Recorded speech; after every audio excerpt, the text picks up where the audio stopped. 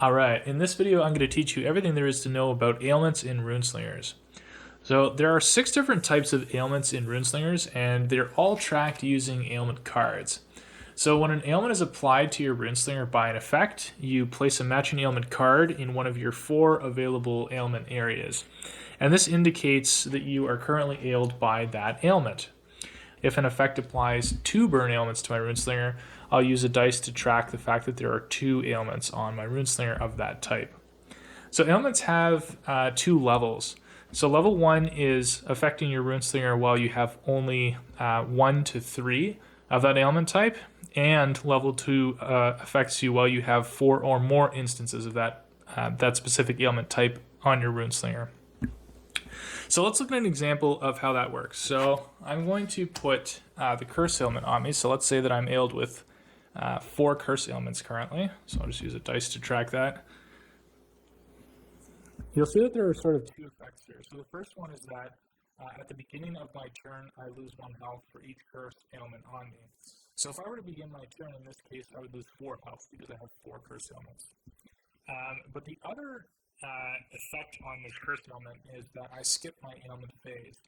And this is only active because I've got 4 curse ailments on me. If I had 3 curse ailments on me, this effect would not apply because it requires 4 plus curse ailments.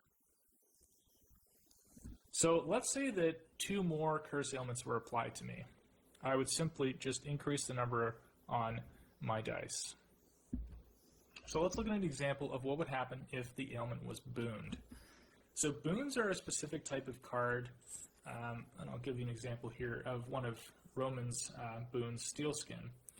Boons can only be played on ailments, and they're specifically designed to protect you from ailments when they're played. So you would, if you were playing a game right now, you would use one of your concentration to make a light to pay for Steelskin's cost of 1, and then you would play it on one of your ailments. So in this case, if I place Steelskin on those 6 curses, it's as if those curses are not in play. So they're not counted as being on me, and they have absolutely no effect on my Runeslinger. Now, when an when a boon is destroyed, it is placed into its owner's discard pile, and those ailments are now back. But when those ailments come back, 2 things happen. And I'm just going to quickly explain them because this is what causes sometimes a little bit of confusion with players. So let's say, for example, you had a situation like this where you have a boon, and after playing the boon, another curse was applied to me. I would use this curse ailment card to track the new curse on me, and when this boon is destroyed, these cards don't stay like this. So this would go away, and so would this. And now I would take a dice, and I would set it to 7 to indicate that I'm currently ailed with 7 curses. So ailment cards always merge if they're the same type, if that makes sense.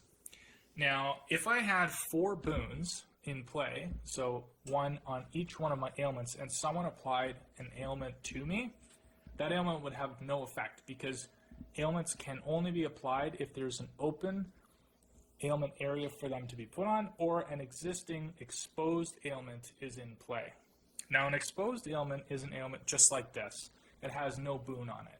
And that's what the word exposed is used to describe in this situation. Basically, exposed means there's no card on it. So, for example, this concentration is exposed because it doesn't have a card played face up on it. Now we're going to look at an example of an offensive boon. So boons are usually played on your ailments, but you can also play boons on your opponent's field on ailments that they control.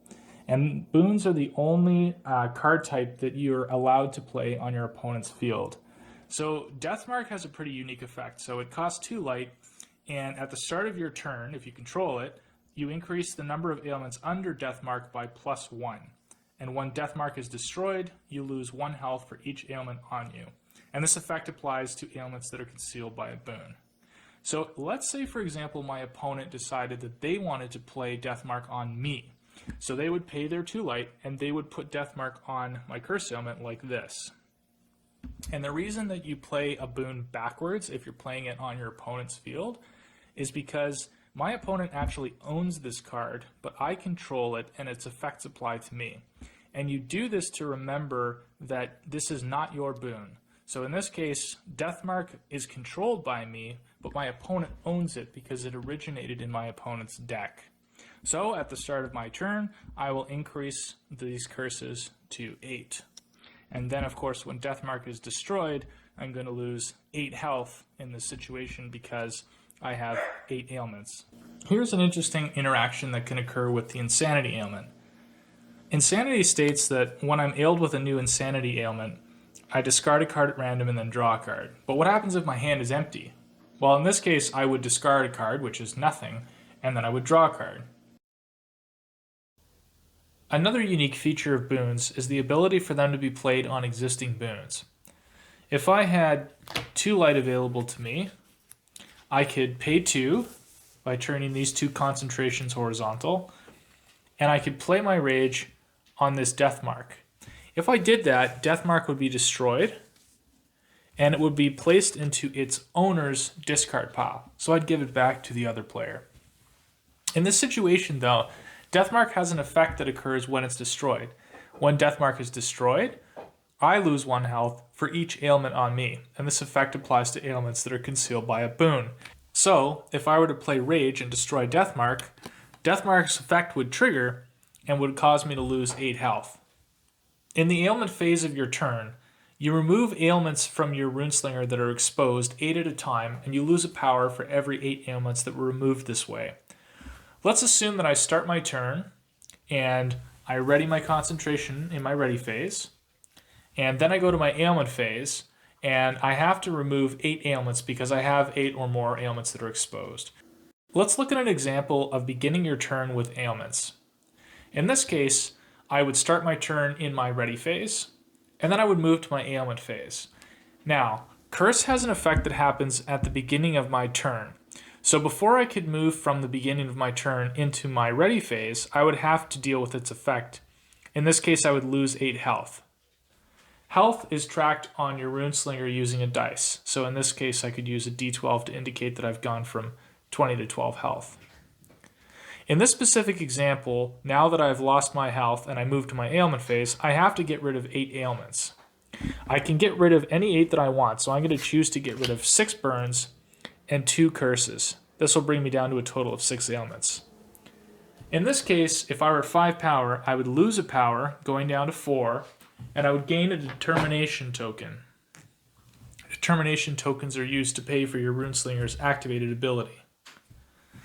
If I had 8 ailments on my Runeslinger on Curse, and I had an additional 10 ailments of its sanity, at the beginning of my turn, I would lose 8. When I move to my ailment phase, I would now have to get rid of 16 ailments and lose a total of 2 power, because I have more than 16 total exposed ailments. Now, if I started my turn and I had a boon on those ailments, and I moved to my ailment phase, I would still have to get rid of 8 and go down to 2. The only difference is that because the existing 8 curses are under an ailment, they're not counted as being in play, so I don't have to remove them and lose power.